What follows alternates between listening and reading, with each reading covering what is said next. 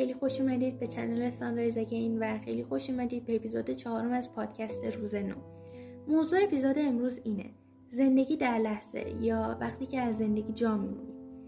گاهی وقتا وسط تمام این دویدنا یه لحظه وای میستیم و از خودمون میپرسیم که آخرین باری که واقعا زندگی کردم کی بوده؟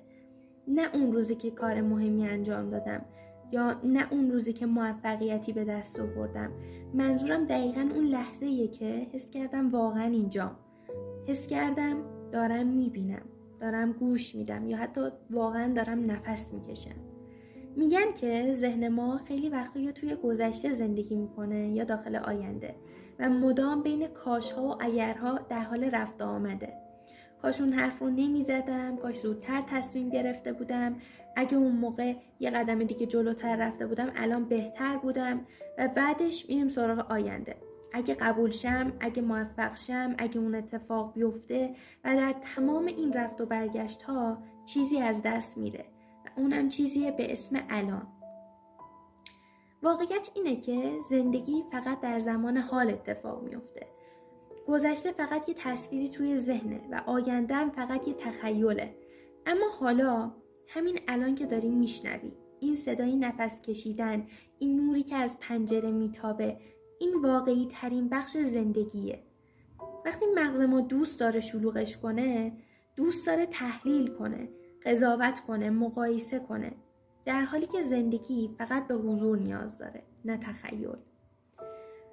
جان کاباتزین، یکی از بنیانگذاران مکتب مایندفولنس یا همون حضور ذهن، میگه که شما نمیتونید امواج زندگی رو متوقف کنید، اما میتونید یاد بگیرید روی اون موجها سوار بشید.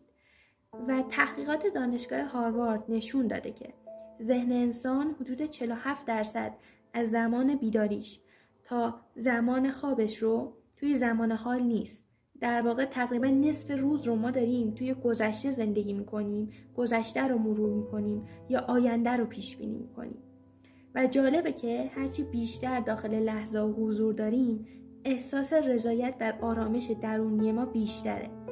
وقتی با تمرکز چای مینوشی یا فقط صدای بارون رو گوش میکنی، سطح کورتیزول یا همون هورمون استرس تو توی بدن تو به شدت پایین میاد و ضربان قلبت منظم‌تر میشه و مغز به تعادل عادی و طبیعی خودش برمیگرده. من خودم یادمه یه روز وسط یه هفته خیلی شلوغ توی مدرسه با دوستام رفتیم و یه گوشه حیاط نشستیم و هیچ کس هیچی نگفت و همون لحظه یه حسی داشتم. انگار که دنیا سر جاش بود. فقط به صدای باد گوش میدادم، خنده خفیف بچه‌ها میومد یا حتی بوی خاک. و نه ترسی از آینده داشتم، نه فکری از گذشته. فقط اون حس بودن تو همون لحظه. ولی همون روز که شب رسیدم خونه، بازم ذهنم پر از نگرانی شده بود که فردا چی میشه، نمرم چی میشه، چرا فلان کارو نکردم. و اونجا بود که فهمیدم چقدر راحته که از حال خودمون جا بمونیم.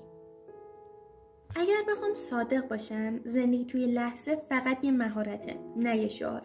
و مثل هر مهارت دیگه‌ای باید تمرینش کنیم، باید یادش بگیریم. به عنوان مثال، برای اولین تمرین نفس کشیدن آگاهانه. یه دقیقه فقط چشماتو ببند و فقط به دم و بازدمت فکر کن. هر بار که فکرت پر شد، لازم نیست خودتو سرزنش کنی، فقط با مهربونی برش گردون به نفست.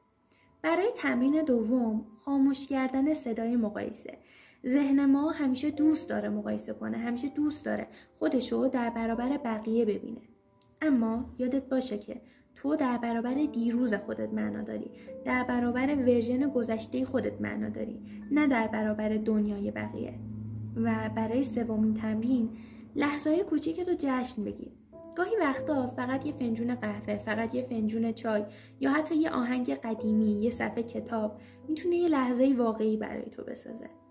و زندگی همیشه توی چیزای ساده پنهونه. حتما لازم نیستش که یه موفقیت بزرگ به دست بیاری تا بخوای جشنش بگیری. حتما لازم نیست که یه قدم بزرگ انجام بدی. فقط بیا رو همین لحظه متمرکز باش. فقط رو همون کار کوچیکی که انجام دادی فکر کن. و اینکه شاید زندگی همین باشه. همین لحظه های کوچیکی که ازشون غافلی. ما همیشه دنبال چیزای بزرگ میگردیم، در حالی که خوشبختی همین جاست، بین نفس بعدی و نور آفتاب روی دیوار. خوشبختی و خوشحالی فقط یک تصمیمه، یه تصمیم که میتونی همین الان بگیری که داشته باشیش.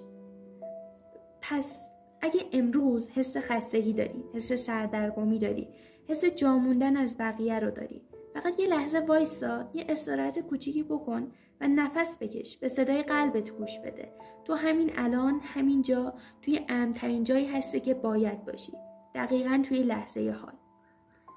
اپیزود امروز خیلی دلی بود و این یه مشکل بزرگیه که فکر کنم تقریبا همه ما باهاش مشکل داریم، همه ما اونو توی زندگیمون داریم و یه جورایی باعث شده که نتونیم زندگی کنیم. فقط اینطوریه که یه روتین مشخصی داریم و فقط میریم اونو انجام میدیم و شبا که برمیگردیم با خودمون فکر میکنیم اینطوریم که امروز من چیکار کردم، امروز اصلا من زندگی کردم، امروز اصلا توی این لحظه حال بودم. واقعیت اینه، ذهن ما همه جایی هستش جز واقعیت زمان حال. پس اگه به این ویدیو اتفاقی برخوردی، یه تلنگره که بیای توی لحظه حال، یه تلنگره که بیای از همین جا، از همین لحظه زندگی کردن رو شروع کنی. تو قرار نیستش جای دیگه ای باشی، تو دقیقاً همون جایی هستی که باید باشی، تو همون جایی هستی که برات مقدر شده که باشی. پس این احساسای مزخرفی که میتونی روزانه تجربهشون کنی، فقط بدون که 99% این احساسا رو همه دارن تجربه میکنن. پس بیا از همین لحظه شروع کن که توی زمان حال باشی. مرسی که تا آخر این اپیزود منو همراهی کردید. خیلی ممنون بابت وجود ارزشمندتون و خیلی خوشحال میشم که شما رو داخل چنلم داشته باشم و توی این مسیر منو همراهی کنید. امیدوارم که روزتون رو خیلی خوب تموم کنید یا حتی که روزتون رو شروع کردید براتون خیلی خوب پیش بره.